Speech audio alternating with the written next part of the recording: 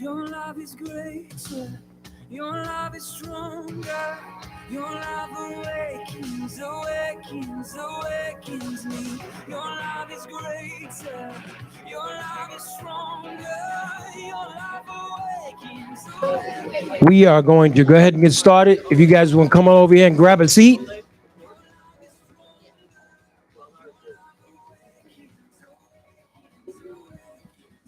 Okay, let me know. We have Casa Grande.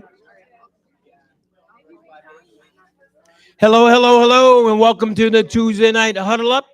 So grateful that everybody's here. Our Tuesday Night Huddle Up is where we huddle up every Tuesday evening just to be able to connect with some of our alumni graduates, our mentors, our folks online. Want to give a big shout out to all our family and friends watching around the world on the Hope for Prisoners Facebook Live. Thank you so much for joining us. Also want to say a special hello to our family and friends inside Nevada Department of Corrections, where we are streaming live into Nevada Department of Corrections. So it's grateful to be here today. You guys are in for an absolute treat this evening with our speaker. But before we get started, I'd like to have an opportunity, as in Hope for Prisoners fashion, to give you an opportunity to share short testimonies.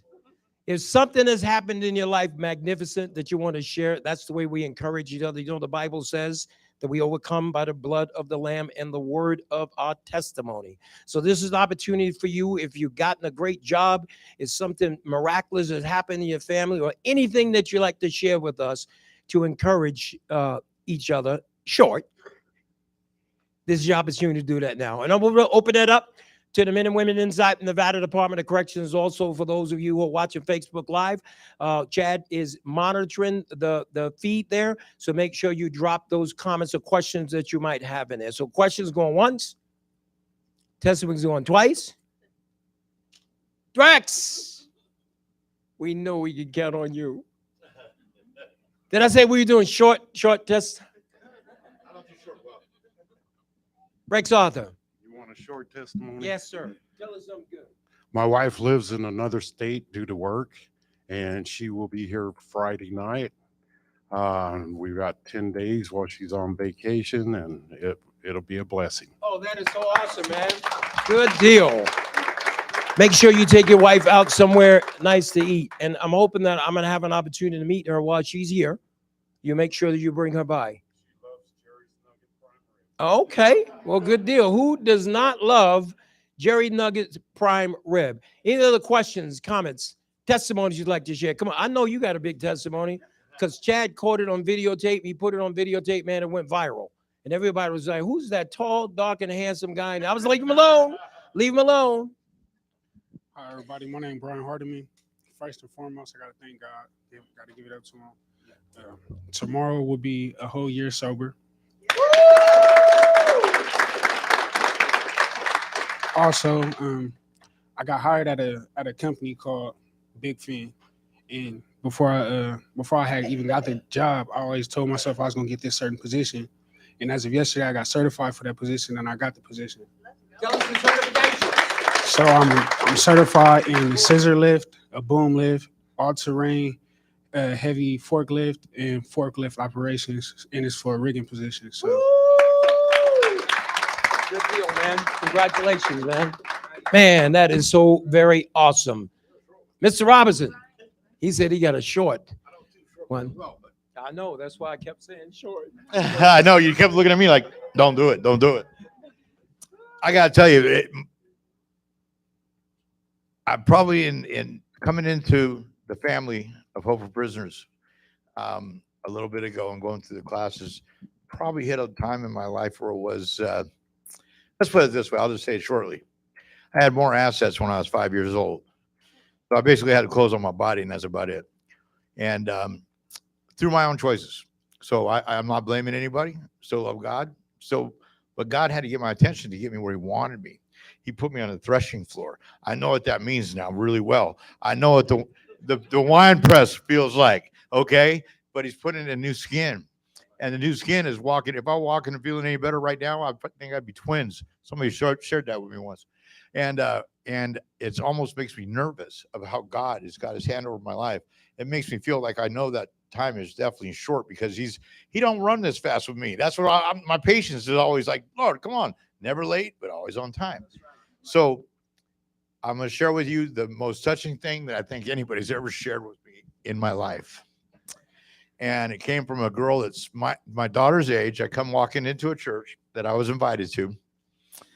And I come walking in. I see this blonde girl going, looking at me like, what? You know, I'm like, okay, what? You know, I'm just messing around because she's my daughter's age. I go, she's looking at how handsome I am. I know that's not happening. So she goes, are you JP's dad? And my oldest son is Jon Paul. JP is his nickname. I go, yes, I am. She goes, it's me, Tiffany. I go, Tiffany. So it's Tiffany, Stan Hoyt's daughter. I go, Tiffany. We used to go to a church around the corner. West Valley Assembly became ICOB. And then our kids all went together to Shiloh Christian School in Charleston. So I come walking in there.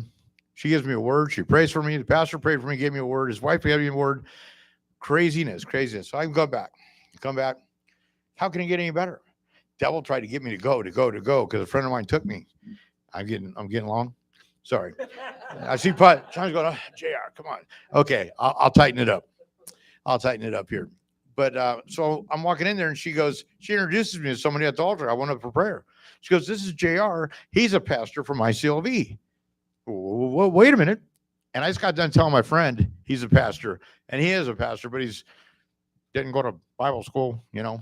Street pastor, okay? Learned it on from the experiences. And so she goes, I go, I'm not a pastor. I just got done telling him. He goes, I'm not a pastor. I go, I just got done telling him, yes, you are. And so I get up there. I go, I'm not a pastor. She goes, yes, you are. She didn't hear the conversation.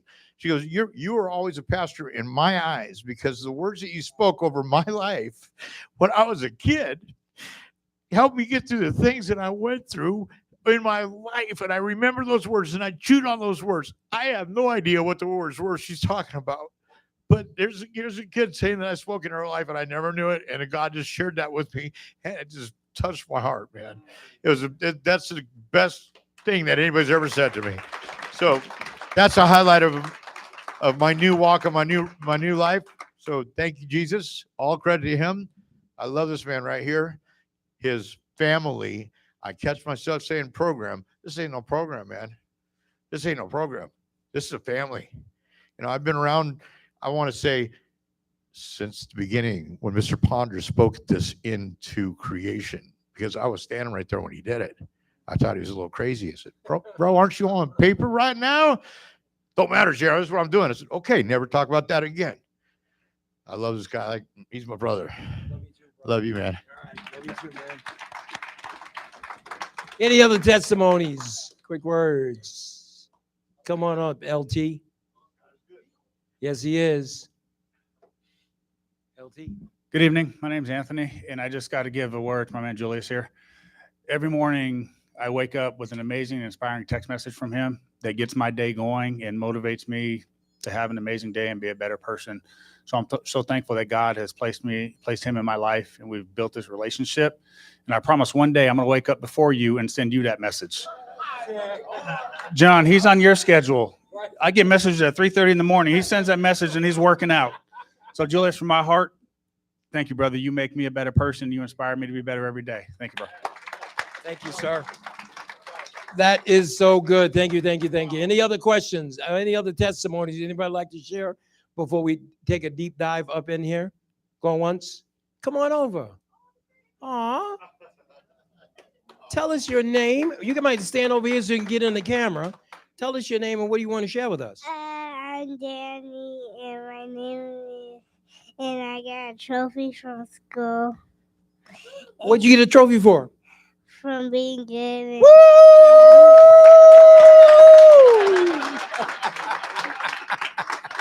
She said she got a trophy for being good. We are so super proud of you. Can we give her another gigantic hand for being good? That is so amazing, so amazing, so amazing. Is somebody online or is it Casa Grande? On Zoom. Somebody on Zoom has a question or testimony they'd like to share. You want to tell us your name and what is that testimony you like to share? I thought they started singing. And I wanted to let you guys know I'm checking into a sober living house this weekend and get my life back together. I just need to take care of some things right now. And I appreciate Nicole for making sure she could get that available for me. Well, awesome. Give him a man for that. Very proud of you, brother. Very, very proud of you. Good deal. Good deal. Good deal. Any other questions or comments? I'm ready to dig into this night because you guys are one more chat. I'm a karate chopper. You do that one more time. Is it on Zoom or is it on Zoom? Whoever that is on Zoom has that testimony you'd like to share. Tell us your name and what is it like to share with us. I think you're on mute. Are you talking to me? Yes, sir. Yeah, wow. I'm really on? Yes, you are. Going all over the world right now. Jon Ponder, I first want to share my love for everything you've done. I know Desi, she's one of your really great team members. And what I want to do is see if we can't help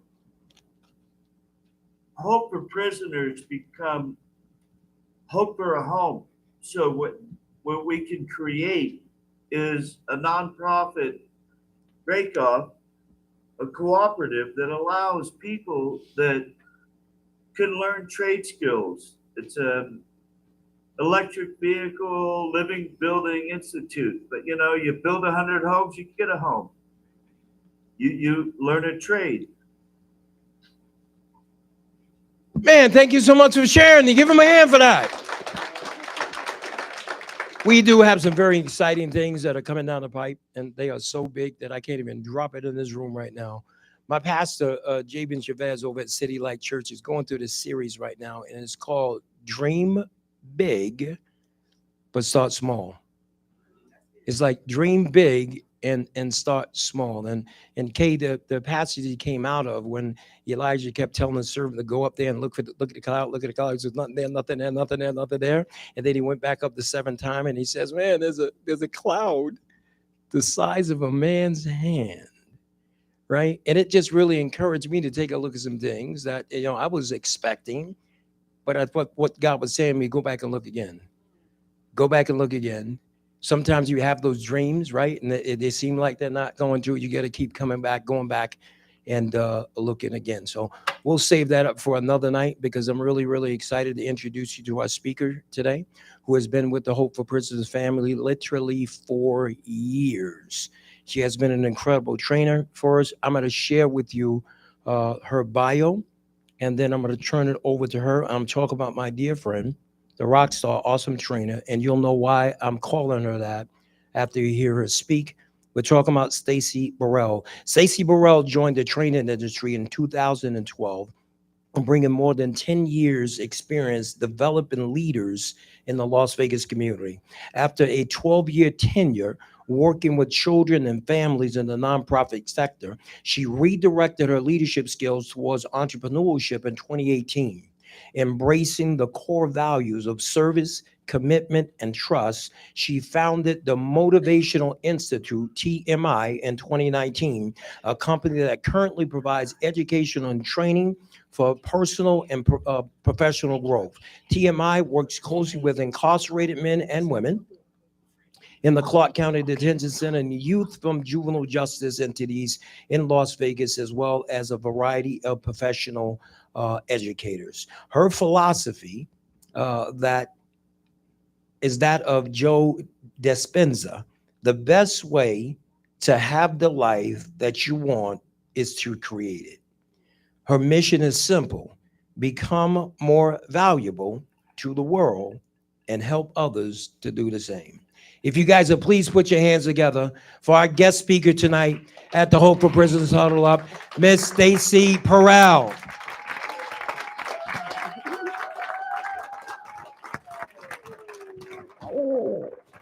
Thank you, Jon.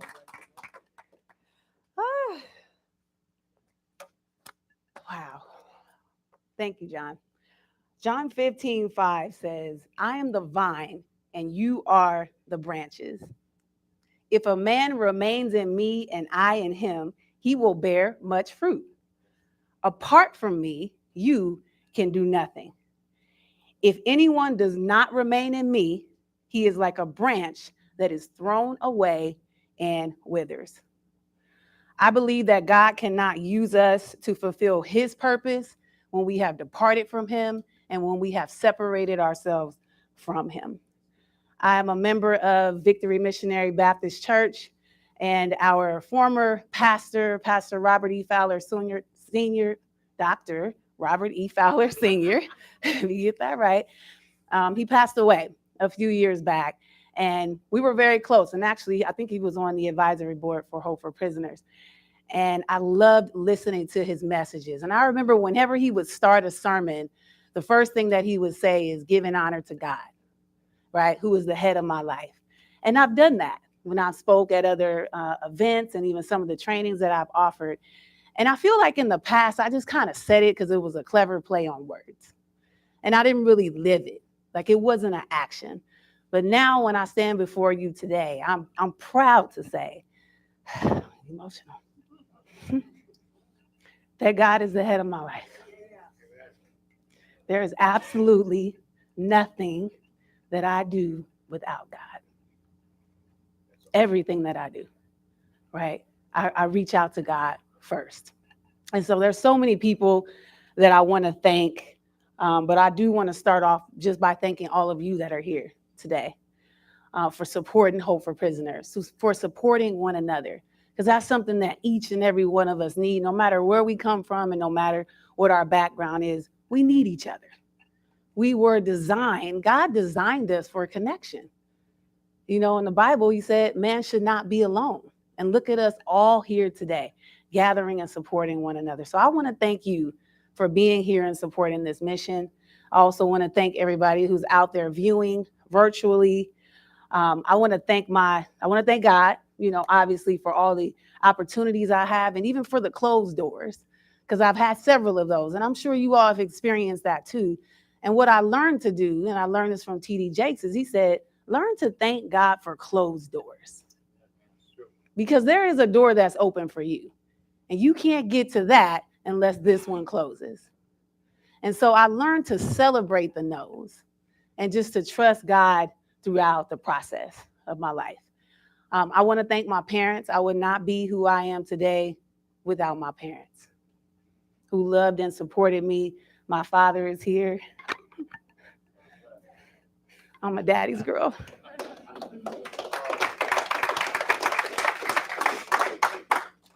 I'm a daddy's girl. And my stepmother is here. She also served the Los Angeles community as a police officer for over 35 years of service. And my mother, who is in California, hopefully somebody helped her get on Zoom. Y'all help her out. Give her the codes and stuff so she can get in.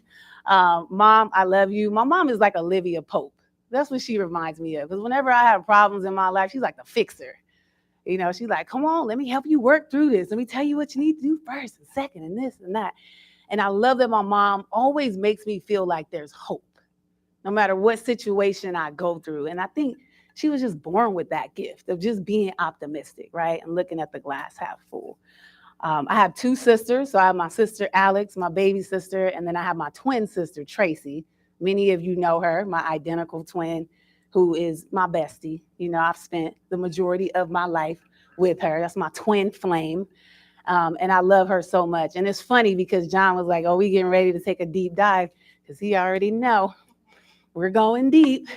And my sister and I have had conversations, and a lot, Tracy, of what we're going to talk about today has been derived from those conversations. So I thank you for listening to me every single day, telephone calls, text messages, all that.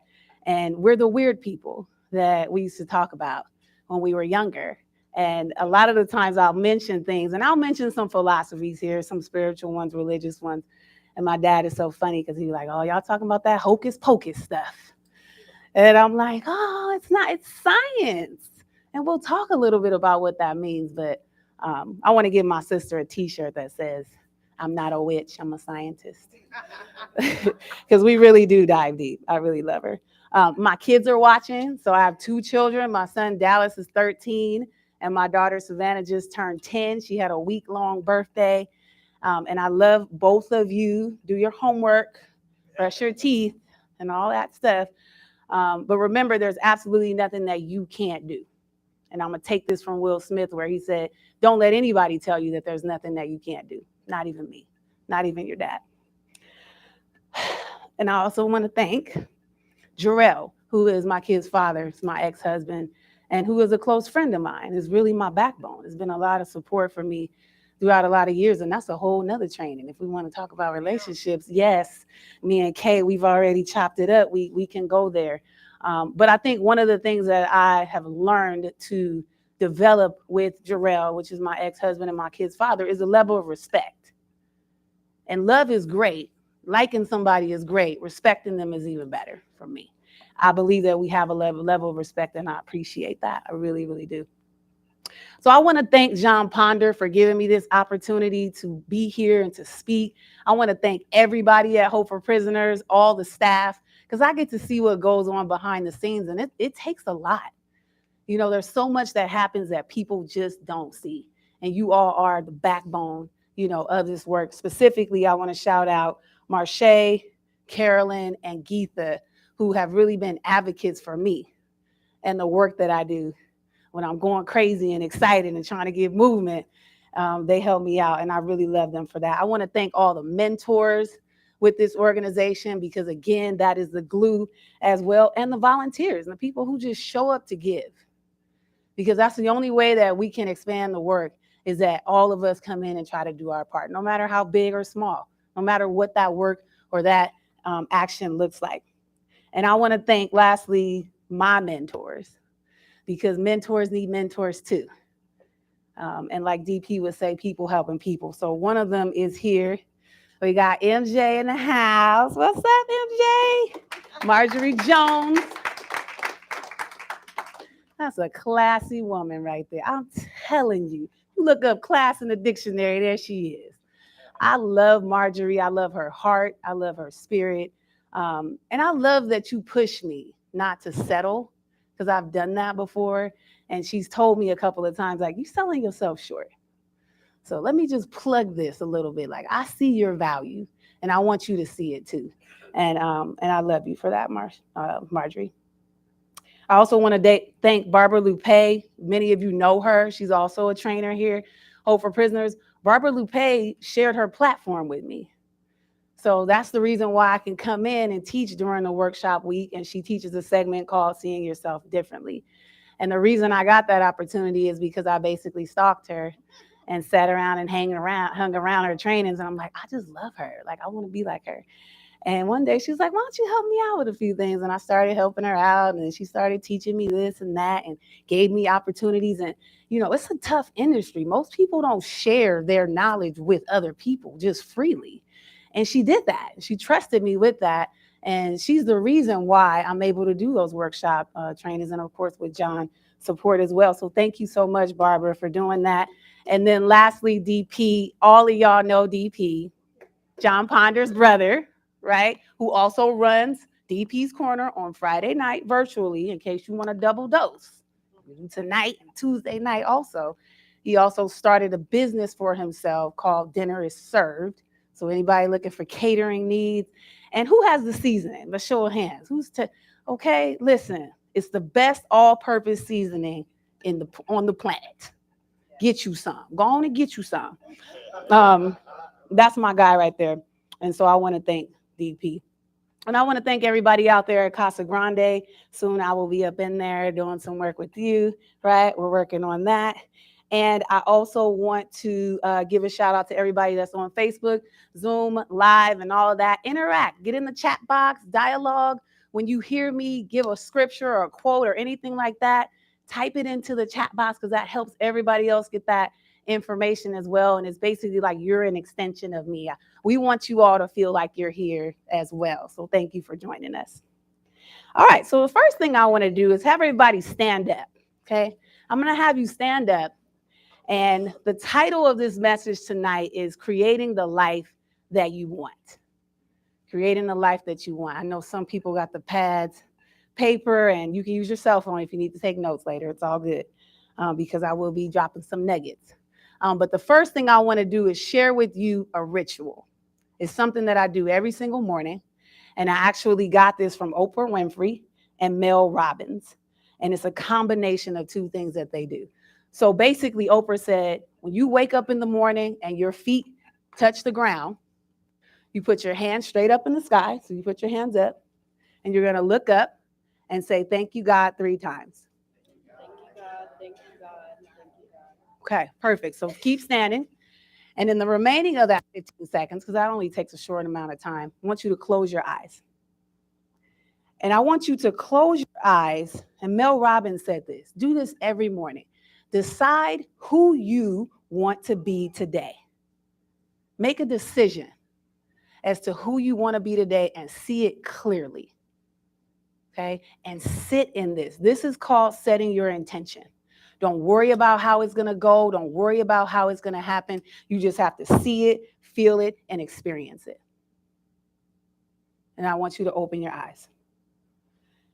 If you do not set this intention, and if you do not make a conscious effort to choose who you want to be every single day, your old habits, your old patterns, the stress of the world, and the demands that we face every single day will decide it for you. So this is a way for you to take your power back. It only takes 15 seconds.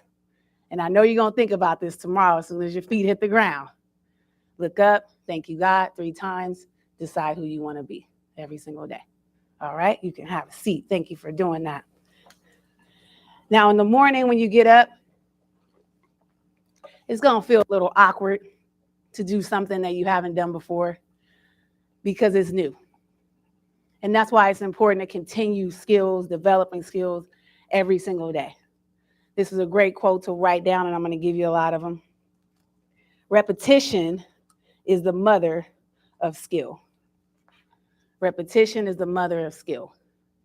The good thing about repetition is eventually you start to program your subconscious mind.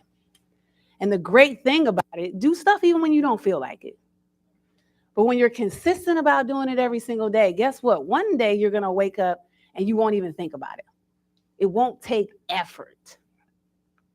Your body, so Joe Dispenza says this a lot. He said, when you reprogram your subconscious mind, the body starts to operate better than the brain.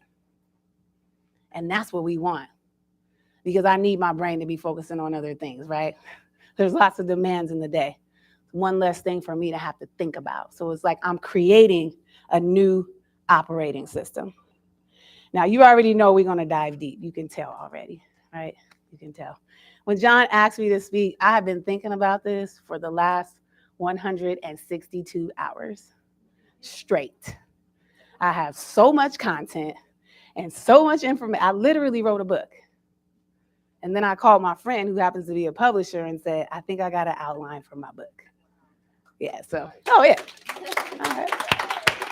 Thank you. Let's put that out in the atmosphere. But Hope for Prisoners has some heavy hitters. When it comes to training, some of the best trainers in the world.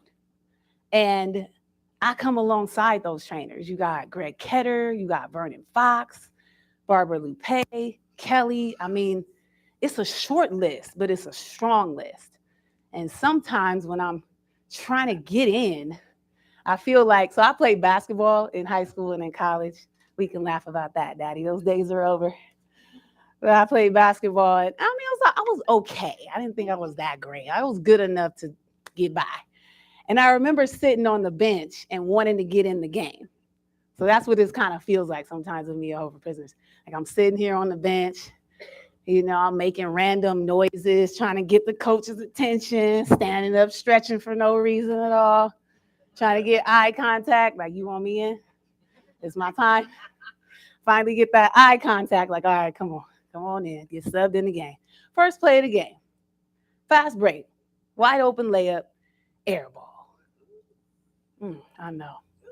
So I get to redeem myself tonight for all those moments that I had. But I'm constantly eager and excited and ready, all the time. And it's moments like this that continue to help me sharpen myself. How many of you, let me ask you this question. How many of you by show of hands believe that you can create the life that you want? Okay, you all believe that. Good. Everything starts with a thought, with an idea, with a vision. That's how Hope for Prisoners started. When God created the world, he thought about it. And then he spoke it into existence. And he didn't do it all at one time. He could have just said, let there be a world. But he didn't do that. Let there be birds, let there be trees, let there be the sun, light, all these things. And he waited to experience it. We have to experience the life that we want through all of our senses. And that's why I love that one ritual in the morning when you get to make that decision. Don't be afraid of creation. Because there's so many false beliefs that we have and limits that we place on ourselves that we can't even dream anymore. We can't even imagine. When we're little kids, you give a kid a crayon and a piece of paper and they're drawing all kinds of things. Like, wow, that's really cool. That's great. And they feel like it's possible. But we talk ourselves out of things. Oh, you can't do that. You're too old. You're not smart enough. You don't have enough time. You don't have the resources. You don't come from the right background, blah, blah, blah, blah, blah. I want you to clear that board and start from scratch. Take your power back and create. So create your own thoughts. So Nikola Tesla, and just to give you, I don't have my phone for time. So thank you so much. Nikola Tesla said, because they interviewed Nikola Tesla, right, back in the day, and they said, you're giving everybody all your ideas. Why are you doing that? And this is what Nikola Tesla said. He said, I'm not afraid of anyone stealing my ideas. I'm afraid that they won't have ideas of their own. That was his biggest fear. So don't be afraid to create. So when you're thinking about creating the life that you want, and you could just kind of take notes with this one, is I want you to think about areas of your life. So your family, God, finances, your health. You kind of block them out into like 4 or 5 different categories. And then after you block these out, I want you to set a goal for yourself, a small goal. It's like a mind map kind of in each area. Just one small goal. I want to spend 30 more minutes a day with my kids. I want to save $25 a week for the next 20 weeks, whatever. Just set a small goal for yourself in each of those areas. And then I want you to ask yourself this question, because this is a question I had to ask myself. Why do you want it? Why do you want the job? Why do you want the relationship? Why do you want the healing? Why do you want it? And answer that question in each of those areas. Because now we're doing what's called shadow work. And we're diving deeper into our intention behind what we do and what we think we want. Why do you want it? And then I want you to ask yourself a second question. What do you believe about it? So if I believe that because my mom didn't have money and my father was a dropout and blah, blah, blah, blah, I've created a belief system for myself. So it's going to be hard for me to reach that financial goal when I have a poverty mindset. So ask yourself, what do you believe about marriage? What do you believe about family? What do you believe about a career? The goals that you're setting for yourselves. Those are 2 dynamic questions. They are questions that have stopped me in my tracks. Sometimes I won't set a goal until I ask myself and I'm very clear about my intention, and we'll talk about intention. So far, so good? All right. So before I go in, that's not even my principles. Before I go into that, how to create the life that you want, I'd like you to take out your cell phone. If you have a cell phone right now, just pop on YouTube real quick. For everybody else that's out there in TV land, I always wanted to say that. TV land, what's up? All right, go ahead to YouTube, and then I'd like you to subscribe to my channel. And I post content. I've been doing this more frequently now, and I'd love to be able to connect with you. So if you type in Stacy Burrell TMI, there's no E in my first name, STACY BURRELL, T as in Tom, MI. Subscribe to the channel and then hit the notification bell so that you can get notifications. I just post small little videos, motivational stuff every now and then, and I love to be able to inspire you. And if you like the content or the videos, that's great. You give me the thumbs up, but share it. We all got tons of group chats going on about all kinds of stuff, the president and gout and things. Just throw that one in there, all right? And share that word, okay? I already know that the recording is going to be, the training tonight is going to be recorded, so I will edit it and put it on my YouTube channel as well. As soon as I find somebody who would like to edit a video. Anybody here out there, help me out. People helping people. All right, so I'm gonna share. I'm not the technology person. I'm not on social media. I'm on LinkedIn because my job made me basically, and I can't get out. But YouTube is kind of where I land. So if anybody can help me out, that would be great. So I'm gonna share these principles with you, and you can choose what you want to do with the information. That's totally up to you. Myron Golden talks about persuasion, and he's more of a sales guy, but I like to listen to him because if any of us are communicating, we're in sales. You love, oh, you introduced me to him. Okay, we was at Chili's, and Kay introduced me to Myron Golden, the 4 levels of value, but I'm not going to go there, but I will share this. He basically says, stop trying to convince people that they need something. Stop trying to convince people that they need something, a service, a product, an idea, or whatever that is. We're not in the conviction game. I'm not trying to convince you.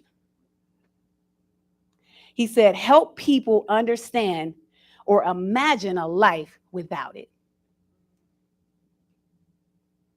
So instead of me trying to sell a treadmill, I get to take you down this vision of what's it like if you don't take care of your health. What happens to your body? What happens to your family? What happens to your career? What happens to your vitality?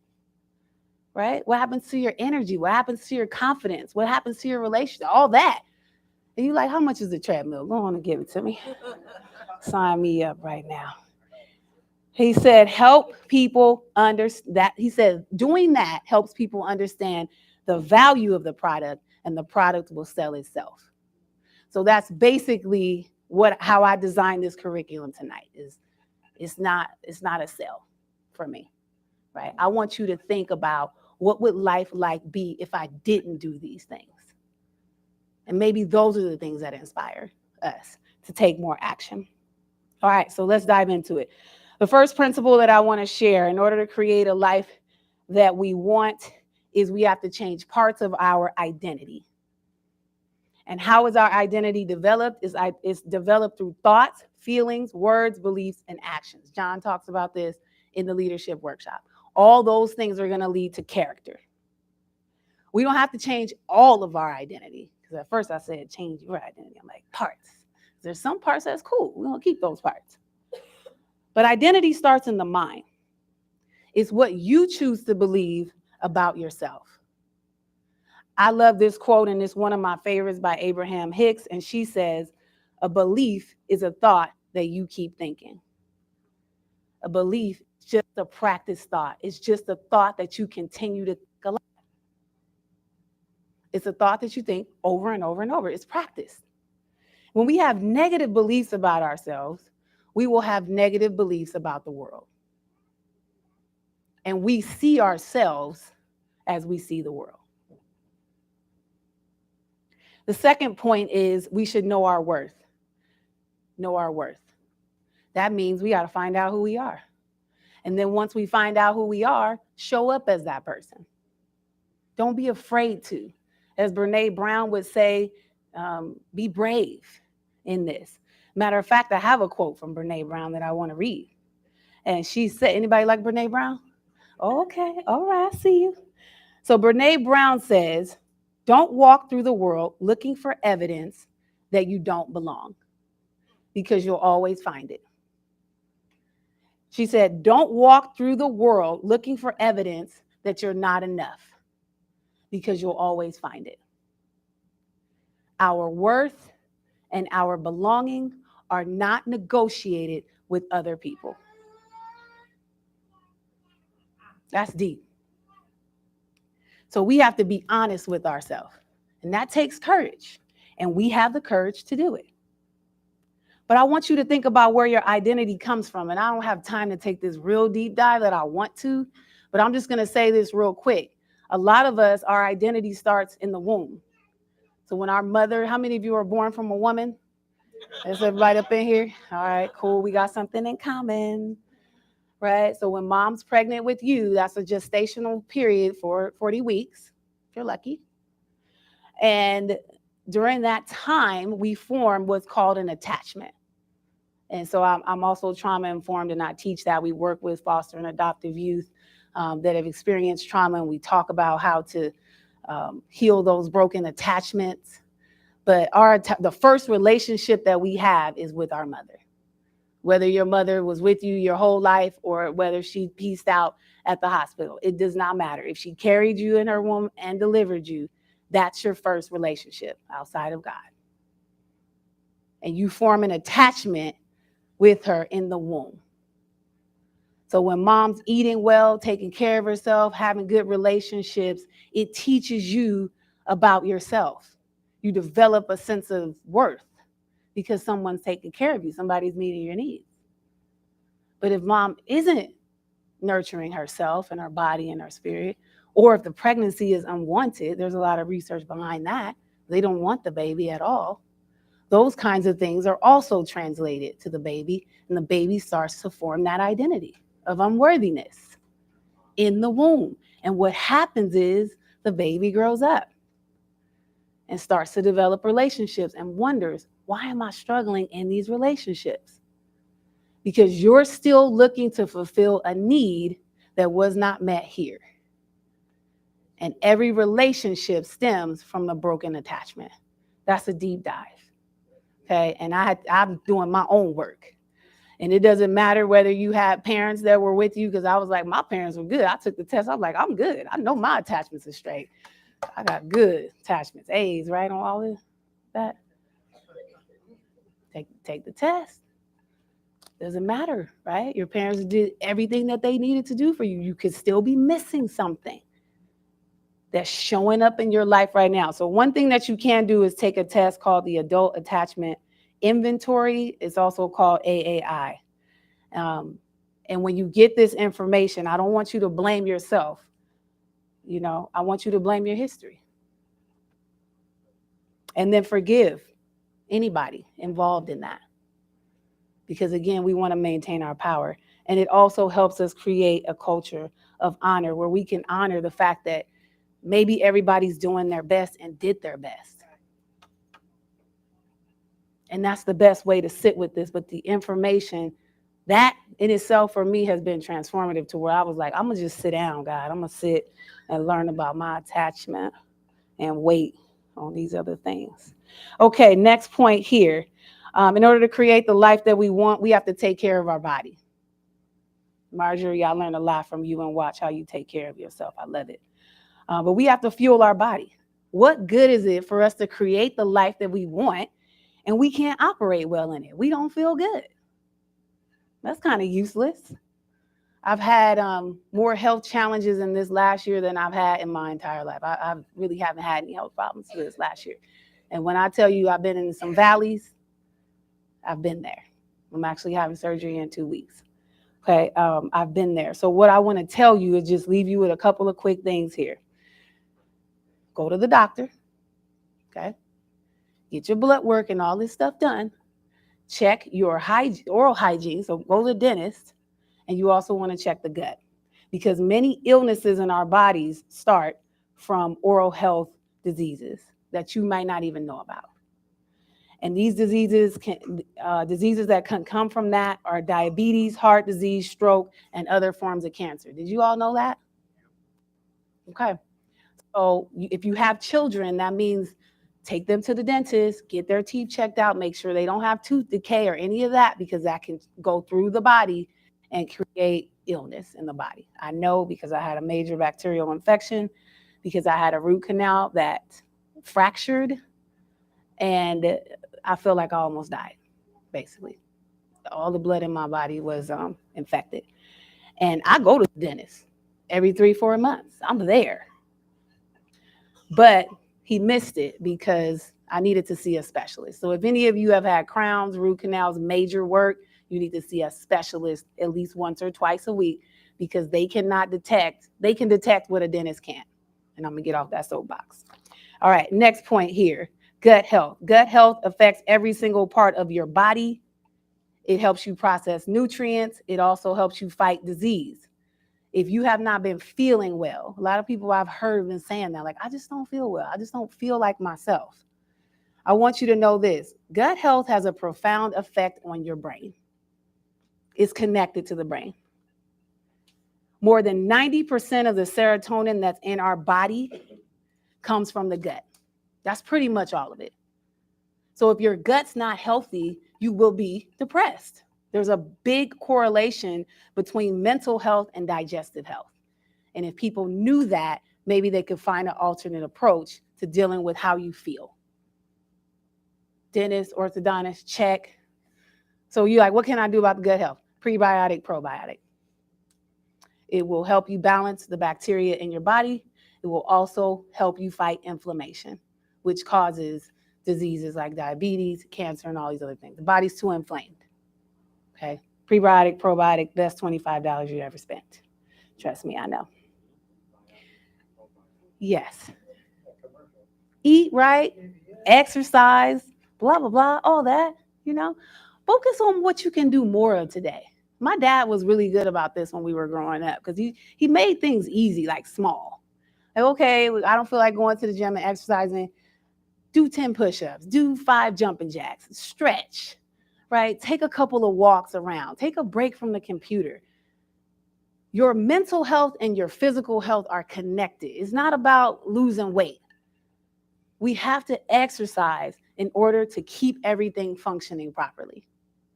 And we talk about serotonin, that's the hormone in your body that increases also with exercise.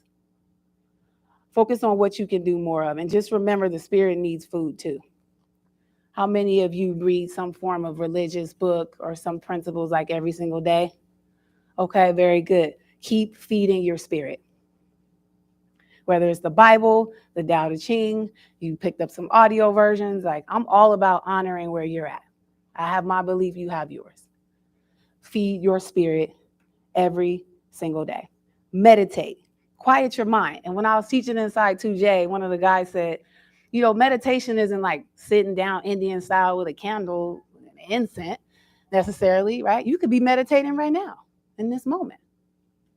Meditation is being still. And that's when we connect with God, like in those still moments. Make that time for yourself, especially in the morning before you start your day. Take 5 minutes. Just sit.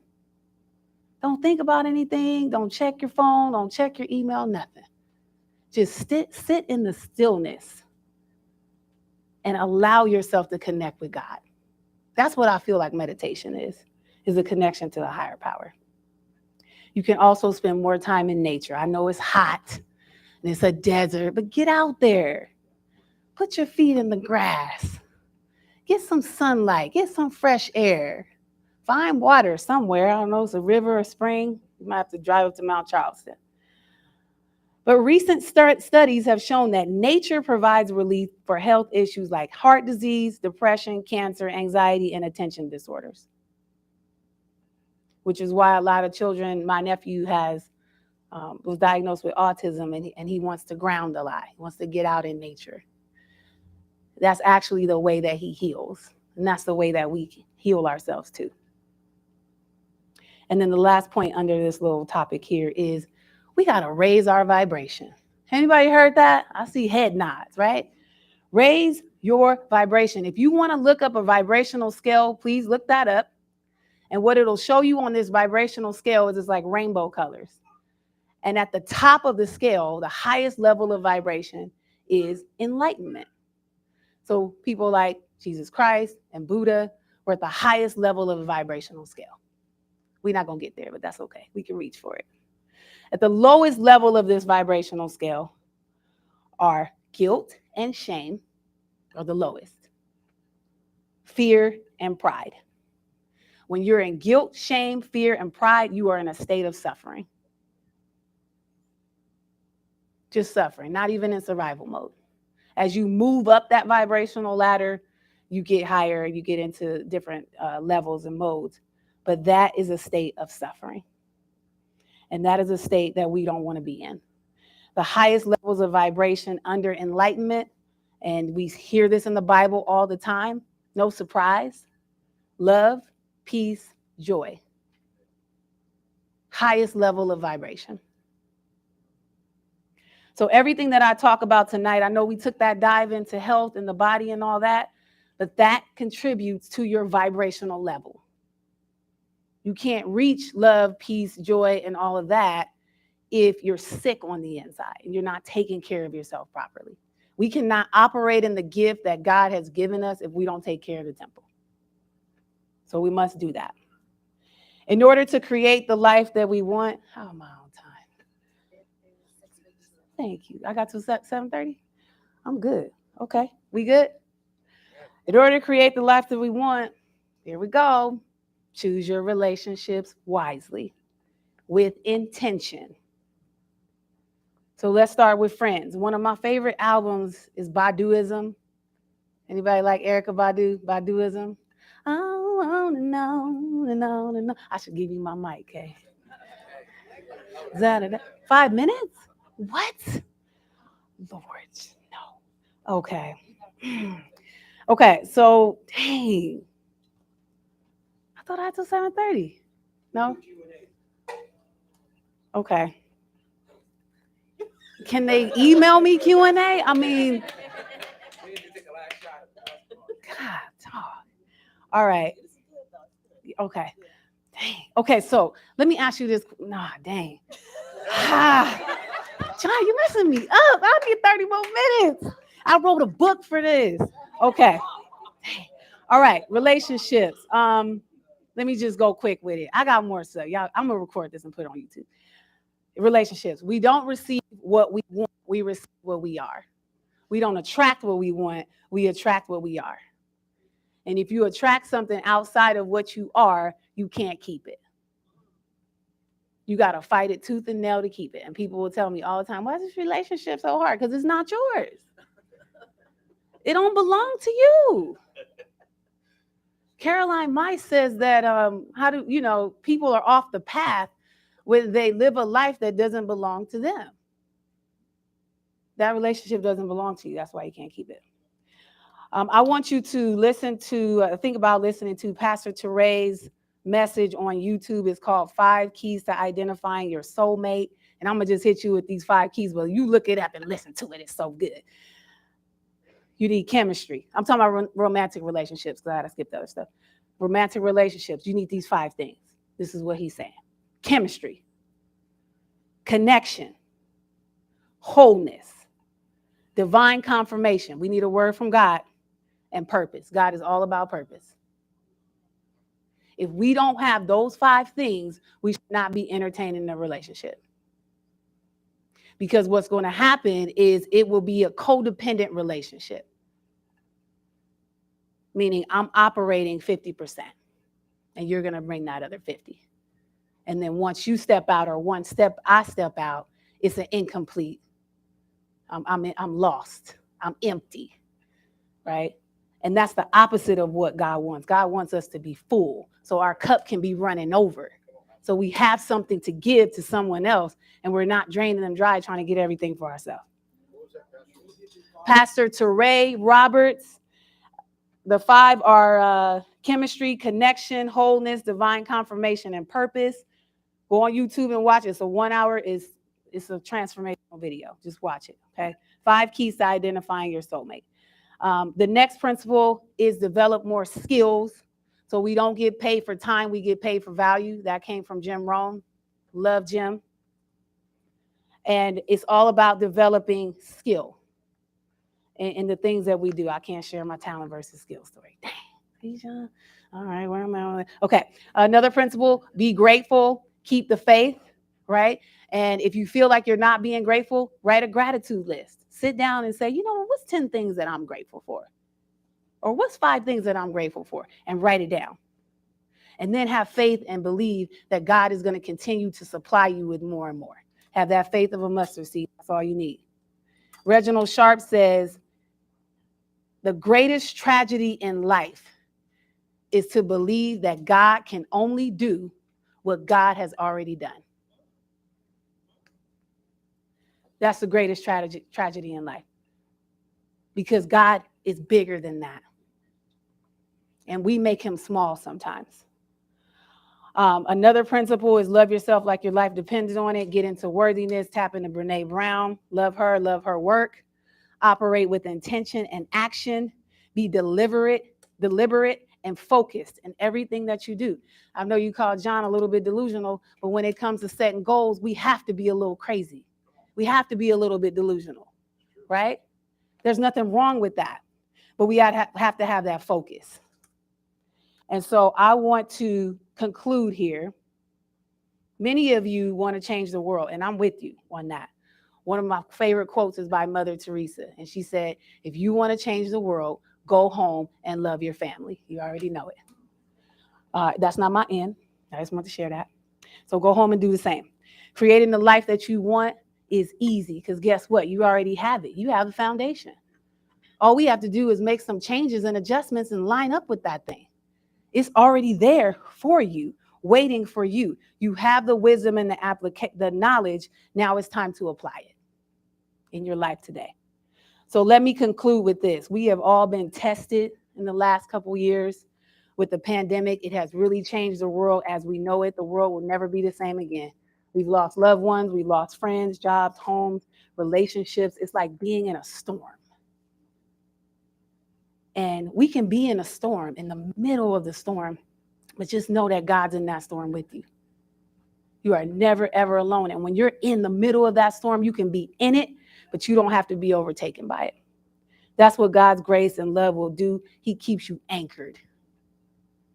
You keep holding on to them, holding on to him. Everything in life is changing, is cyclical. It will continue to change.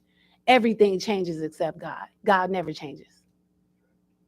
Hold on to that. John Maxwell said, hold on to what never changes. And I'm wrapping up, John.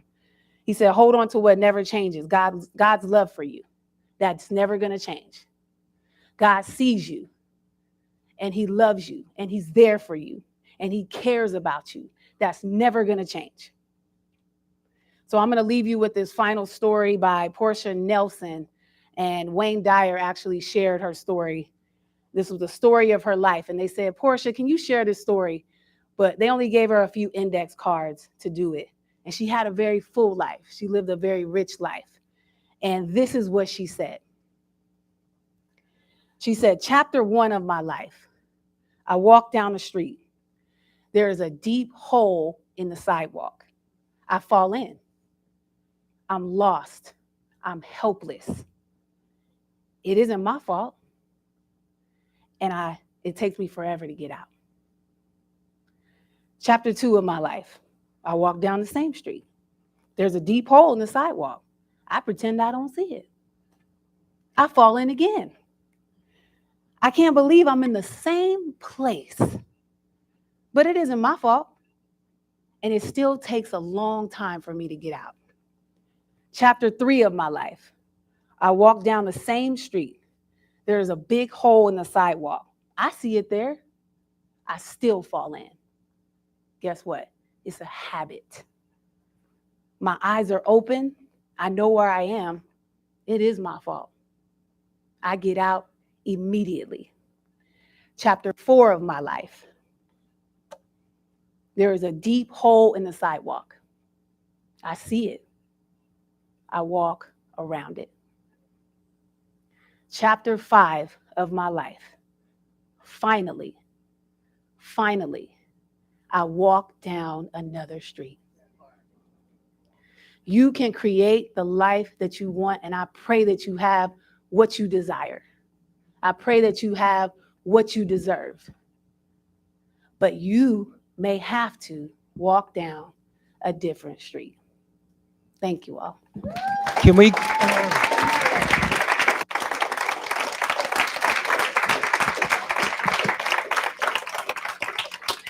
Can we give her another big gigantic hand? Oh my goodness. That was so good, Stacy. I don't want you to go anywhere because we're gonna have some Q&A. But before we get into the, is this okay? Before we get into a Q&A, I did not realize that you had that Baptist minister up in you. You rubbing off on me. But listen, she had the, you can tell she had the Baptist minister in it because it was a good word. But the other reason why you can tell there's a Baptist minister up in there because she made 52 last points. I did. In true fashion. What we're gonna do is we're gonna open up any questions or comments that we might have here in the room for Stacy Burrell. I know she dropped a lot of nuggets in this room. If there's something you'd like for her to expound on, something that really moved you, or what was that nugget, that takeaway? I'm not only gonna open up to everybody here in the room, but also those of you who are inside Casa Grande. For those of you who are watching on Facebook Live, make sure you drop it into the chat. And Chad is going to be monitoring those. So Stacy, don't go nowhere. And I'm going to get my my Phil Donahue on, and I'm going to come over here to Marche. Marche, what is that question or comment you might have for Stacy Burrell? Thank you so much for. No, you got to hold your mic. Well, look. Oh, you're right. You didn't hold it for them either. Thank you so much for coming out tonight, Stacy. That really touched me. Always, I learned something new. I wanted to know two things. Yes. First, if you could share what your biggest challenge was in creating the life that you wanted in those 4 points that you brought today, and kind of what a part of that process was in overcoming that. Yeah. And second, as a parent, how you balance the life you want, especially when it comes to business and entrepreneurship. Yeah. And being a parent. Okay. You know, with school-age children, especially. Yeah. Great questions. Thank you for that question, Marche. I think the biggest challenge for me was to find my worthiness in this, because I knew the life that I wanted, but I didn't feel like I deserved it. And I think that's a lot of the challenge that other people have too. And I started to self-sabotage those things. And I didn't mention self-love on here, but that's one of the things that helped bring me out of that. And to deal with some of those bigger challenges was I had to learn how to love myself. You know, I had to learn how to accept myself, and I had to be able to love the parts of myself that I kept hidden. The parts of myself that I didn't want other people to know about. Like I had to face those things. So a lot of my work has been more along the lines of that internal work. And then what I realized is the life that I live is not my own. I had to move myself out of the way. Because I think when I first started TMI, it was just like, you know, I got these ideas and I got these trainings and all this kind of stuff. And it was like my vision, my mission. And then I just stepped back and said, God, what do you want me to do? What do you want me to do with my life? Take over. And God said, I'm going to take care of you. You don't have to chase these things. I'm going to sit it right here on the table for you, but you have to trust me. And that's what I learned to do. And now that you mentioned that, so I teach time management, public speaking, and communication. These are curriculums that I created specifically for Jon here at Hope for Prisoners, healthy relationships and boundaries, and also parenting through trauma. And the second question, how do I balance all those things? I am grateful that I chose someone to have a family with that had a lot of shared values that I had. We both loved God. He was a family person, and I saw how he took care of his family. And I knew he was somebody who was going to be there no matter what. So I made that decision based on that. And I had to work hard to make all these changes work. People see it on the outside and they're like, wow, it looks so good. You make it look so easy. It's a lot of sacrifices. I've had to learn to take a back seat and compromise and understand that things aren't always going to go my way, but I got people on my team that are willing to help me. And it doesn't have to be specifically family. You might feel like, I don't have a lot of family. You got friends, you got mentors, you got people in your life right now that can't wait to support you. Nurture those relationships. Don't spend time nurturing the wrong relationships. There's people in your life right now that can help you put those pieces together and support you through it. Yeah. So I have a great partner. That is so good. Thank you so much for that. Open it up for questions and comments here in the room. Don't go anywhere. Open it up to Facebook Live or Darby over in Casa Grande. If you have anybody that might have something. Got to. You got 2 questions? I am coming your way. 1 question. Yes, ma'am. First of all, thank you. You're That was welcome, amazing. Kay. You're You look welcome. amazing. Oh, You was thank cute you. doing it and I all the was trying to things. be cute today. What I love, what I absolutely love is how you honor your children's father. What I find is the people that we once couldn't live without and adore become trash when we get offended with them. Now, all of a sudden, they don't have worth and value and they're nothing. What was your process? Why are you this person that can honor him though he's not your spouse currently? Right. What was that process? I think, so I'm really glad you asked that question, and I didn't share this. So my mother and father were never married. My dad and my mom split up when we were 3 years old. And one of the things that I just love, I'm obsessed with my dad. I really am. I hope that's okay to say. In a healthy way, of course, Daddy. But my dad stayed committed, you know, to the relationship, to us, to the children. And so that's something that I learned. One day I just said, you know what? You got to make decisions based on what the kids need and what's best for them. And you have to learn how to make this work, keeping them in mind. So one of the things that my dad and my mom never did, they never fought in front of us, right? And they tried their best to be on the same page, and that's some of the things that I do too. But I'm not always happy about everything, about every decision that I have. It's tough. It's very, very challenging. But I think about, I'm playing chess, not checkers. So I'm 2 and 3 steps ahead. So somebody might find out something about their husband or ex or whatever, and they want to go up to the job and blow the job up. But if y'all split up, I'm going to need you to have that job. I'm going to need them to be on those benefits. How's that going to work? You might want to play chess, not checkers. And so I just say that to say, like, it took a lot of growth, a lot of maturity. But I just give a lot of credit to my partner because I didn't have to. There's some things that I hear about certain spouses that I didn't personally have to deal with. So I'm not going to pretend like it's a one size fits all. But I feel like, I remember one time I was on a date and this guy told me, don't worry about how that guy's treating you. Watch how he's treating other people. That's going to tell you everything you need to know about him. So look at the fruit of that person, right? And judge it based on that. And that's something that I did, and it's something that I continue to do. It's probably why I'm still single, okay? Where you at? Where the Boaz? Where you at? That was so good. Thank you. That's a great question, Kay. Thank you. That was a great question. But listen, when you complimented her, you said something about you did good, and you said that she looked cute while she was doing it. You did a really good job, Andy. You look really cute while you're doing it. Yeah, he looked pretty fly. You can't get away. You cannot get away with doing things like that. Yeah, I almost wore polka dots today. Comments you might have for Stacy, Burrell. Questions? Where they at? Where they at? What y'all got? Was anybody over at Casa Grande? I don't want to miss them. Why don't we go ahead over to the Casa Grande? Darby, Buckley, would you have them step up? Tell us their name and what is that question or comment you might have for Darby, for Stacy Burrell? Hey, Casa. What's that?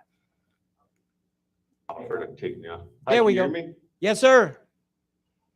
Hi, my name is Nick. Thank you for speaking tonight, Miss Burrell. I appreciated how you were speaking about like changing your worldviews and avoiding like exterior manipulations and just prioritizing logical thinking habits towards the beginning of your speech. I was wondering if you have any set of like red flags that are raised in your mind when you experience cognitive dissonance, when you have like conflicting values clashing within your own mind. You know what I mean? Like something that you were raised up to believe that you then learned later in life was possibly faulty reasoning, conflicting with the new way of thinking that you learned as you became more educated or grew up in your own experiences. You know what I mean? Yeah, that's a great question, and I could dive real deep on that one. But I'm gonna tell you this. So my mother and my father are both Christians, and my mother bought me this book called The Vortex. And when she sent it to me, and I was reading it, I'm like, why my mom sent me this book? It's talking about the universe and laws and vibration. And usually she's like anti all of that. And she said, no, I want you to read this book. I want you to learn about energy and frequency and all that stuff. I said, okay. So I'm reading through it. And I've read that book so many times that the pages are starting to turn. And the challenge that I had with that, to your question, was it did challenge my belief. But I learned to create a culture of honor within myself that created a new form of an inclusive belief. Because I believe that a lot of what we have in the Bible, a lot of that is science, you know, and sometimes it's just a shift in word. I call it God, you call it the universe. Now we at holy war with each other behind it, right? So what I started to do, and Wayne Dyer is a great person to research if you want to dive more into this, was I started to honor what I chose to believe in, what felt good to me. And I also don't want to miss opportunities to connect with the world around me and connect with other people. D.T. Tolliver, who was a retired police officer, Henderson Police, I believe, or lieutenant. I'm sorry, I hope I didn't mess that up. DT, what up? He told me when we were talking one time, he was like, your job when you go into these detention centers, don't leave anyone behind in your work. No one. I'm like, oh, it's a faith-based organization. Like, oh, well. He's like, your job is not to leave anybody behind. And what I took from that was I had to learn more about religion and spirituality. And I got excited about it because it's not about me trying to change what you believe. It's about me connecting with you. And I learned how to connect better with myself. So I didn't put a lot of pressure on myself when it came to like, you shouldn't read this, or you shouldn't think about that, or that's too right, or that's too wrong, or whatever that was. I said, is this going to make me a better person? And will this help me help other people become better? Love God, love yourself, love others. That's an underlying principle behind all types of religion. What if we all did that? What kind of world would we live in? So don't beat yourself up too much about the thought processes behind that, and sit with it. Sit in it, meditate, ask God what you want me to do with this information. And if he said he don't give you an answer, don't do nothing with it, right? Operate in your spirit, and God will lead you and let you know where to go with it. It's a great question. Great question. Thank you so much for that question. Great question. Was there another question in the room? That's good. All right, we're going to come right over here. Tell us your name. What is that question you have for Stacy Burrell? Hi, I'm Ashley. Hey, This is my Ashley. first Huddle Up. Hey. Okay, Ashley. Oh, yay, I get the bell. Oh, it's a bell? Oh, I thought I actually car got a bell. dealership. Thanks That's what's thanks up. for being here. You're welcome. So I resonated a lot with the principles you were saying, but it's something I've had to learn and teach myself in really just the past year of living in Vegas. Mhm. I'm having to unlearn toxic behavior that I Mhm. grew up knowing. I thought it was normal. I thought dysfunction was in fact function. Yeah. It wasn't. Yeah. And a lot of what you were saying is very wise. You have a lot of wisdom. Was there Thank you. something in your life that pushed you to say, I'm fed up with this toxic, anything that was toxic in your life, Right. anything that pushed you to get to where you are now, anything specific, or how did that come about? So I thank you for that question, Ashley. That's a great question. And one of the things that one of the principles that I live by is the art of allowing. Is the art of allowing, or the art of not forcing things anymore. So I think a lot of times when we're operating in a certain way because of how we were raised or what we saw, the spirit tells you everything. You know, it's the internal guide. And it's like I kind of knew there was a different way to do something or think of some way. I just didn't know what that was. And so what I started to do was really just settle myself and ask myself, what is it that I need to be thinking about? It starts in the mind. It starts in the mind first, to create those new thoughts so that I can create a new operating system. Because the brain is plastic, like it can change no matter what we knew, what we learned growing up, all that stuff can change. But it takes a lot of courage, and it's hard stuff. That's why some people never change, because it's too hard. They don't want to roll up their sleeves and do the work, right? We're talking about generational things that we're fighting and that we're up against. And sometimes it's scary to face that. And sometimes we feel like we're not honoring people or our past or all that if we're trying to make a change and trying to make that shift. But somebody's got to do the work, and it's a path that I'm on with you. So I don't want you to think I'm like, Stacy created the life that she wants, she living it. I'm living parts of it, but not all of it. It's a path that I'll continue to be on, and that's living. It's like eating ice cream. If I gave you an ice cream cone and you ate it all up, like the best part of the ice cream is not the paper that's left after, right? It's licking it, it's eating the cone. I like the waffle cone. It's the bottom part down there when it starts to melt. That's life.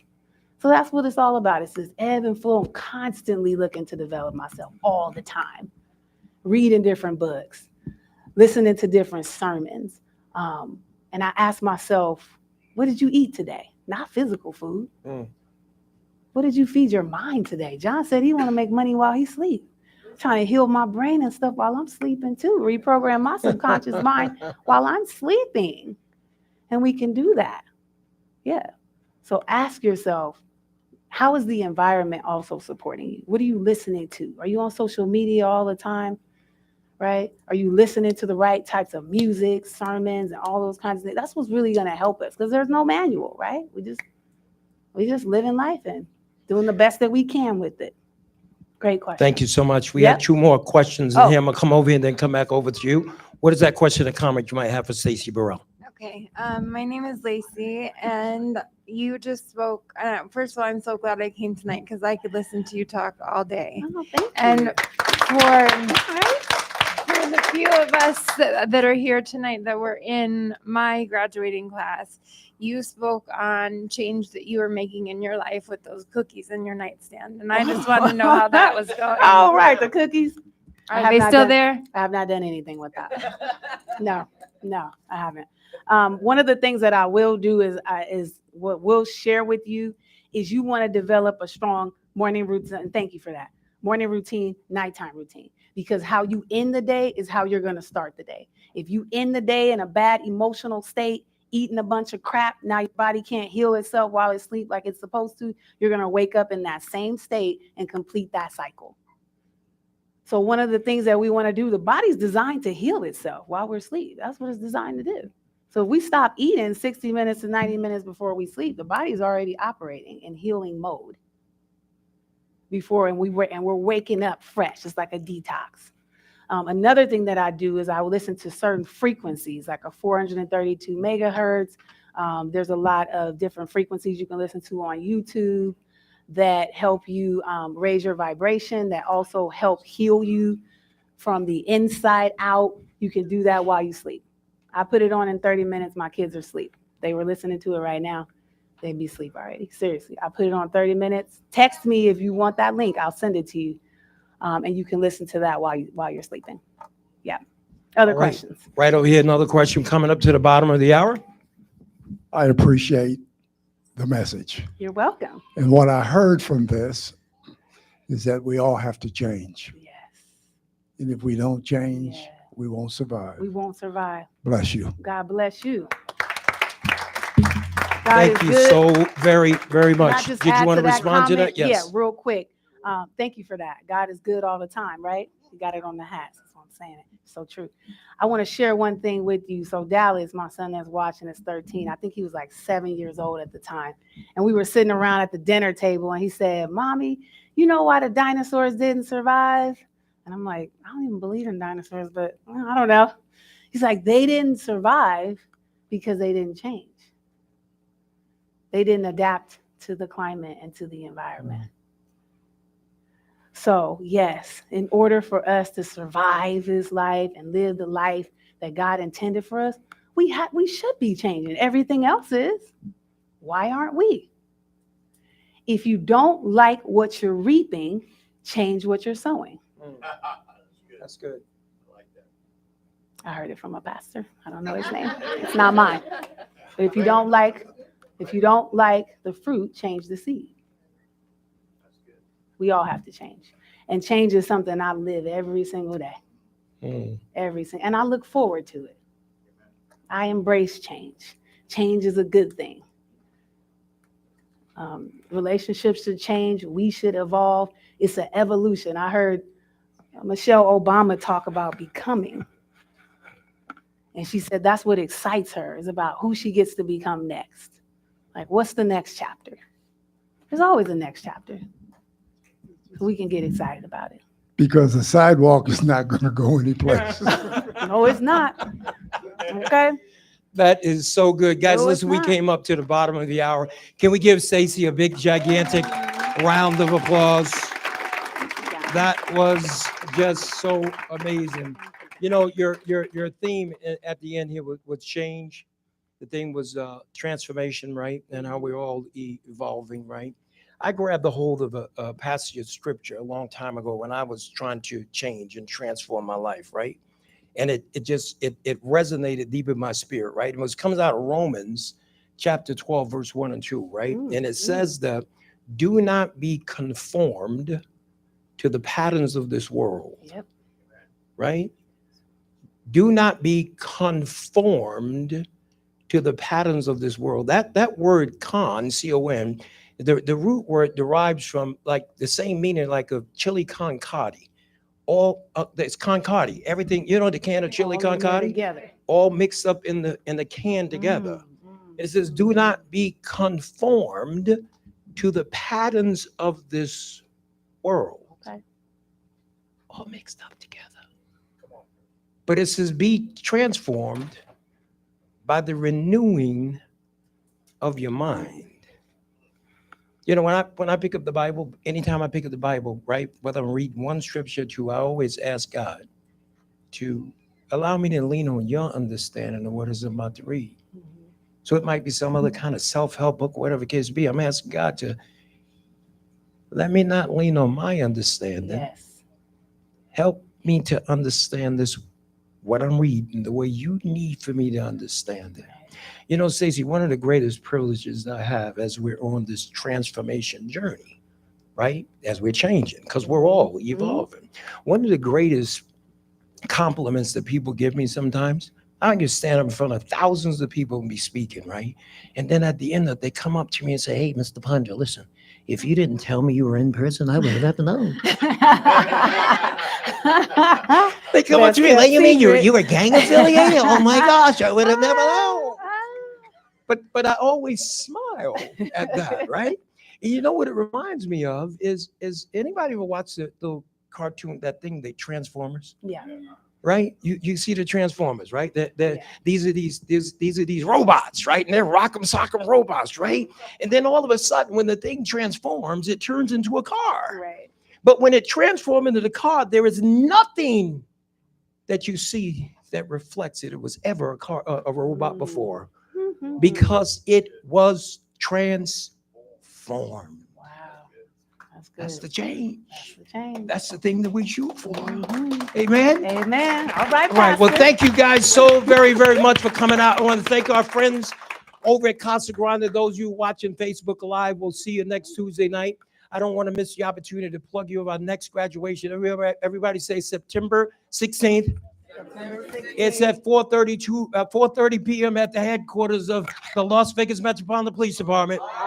We have 40 some odd graduates that are going to be graduating. We're going to have the mayor, Carolyn Goodman, coming out to speak, and it's always big when she comes. We're going to have an incoming sheriff-elect, Kevin McMahill, is going to be speaking at the graduation. We're going to have 41 or 42 men and women that are going to be graduating. But love for you to come out and support. We will see you next time. God bless you. Keep your head up and be ye transformed. Thank you so much. Hey. I am watching you evolve into this. Oh my gosh. Thank you. You are truly evolving into something, man. I And I appreciate didn't it. cut you off, but I That's need the okay. Q&A. Thank Oh, you. good. No, Listen, you're say good. something I almost serious. wrote a whole book, Yes. John. Oh.